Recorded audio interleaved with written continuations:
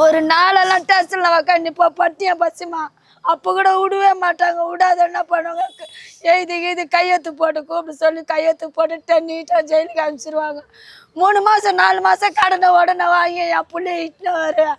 அப்போ கூட அவங்க விடவே மாட்டாங்க. இட்டுன்னு வந்து கூட 5 நாளில் 10 நாளில் தேடின்னு வருவாங்க. வாடகை வீடு நாங்கள் எங்க போய் தேடுறதுப்பா. எத்தனை வீடு நானும் காலி பண்ணின்னு போறது. எங்களுக்கு கேட்கறதுக்கு யாருமே இல்லைம்மா. குப்பை பொருங்க அதாம்மா சோறு. என் பிள்ளைய உயிரோட விட மாட்டேன்றாங்க. நாங்கள் எங்க தான் போய் சாப்பிடுறது, யாருக்கிட்ட போய் சொல்றது? கண்டிப்பா உங்களுக்கு இவ்வளோ விஷயங்கள் நடந்திருக்கு. இப்போ எங்களை பிடிச்சின்னு போயிட்டா என்ன, என் பொண்ணைய பிடிச்சின்னு போயிட்டா 2 குழந்தைங்க இருக்குது. 10 வயசு பொம்பளை பிள்ளைக்குது, 8 வயசு ஆம்பளை பிள்ளைக்குது. அது 2 பொம்பளை குழந்தைங்களை எங்கே விட்டு போகுது, யாரும் பார்த்துக்க மாட்டாங்க. எங்கள் தங்கச்சிங்க 2 இருந்து கூட அவங்க தங்கச்சிங்க பார்த்துக்க மாட்டாங்க. பார்த்துக்கோனா அவங்கவுங்க பிள்ளைங்களை பார்த்துக்கே பெரிய கஷ்டமா இது. என் பிள்ளைங்க நகர்ந்து பார்த்துப்பாங்க.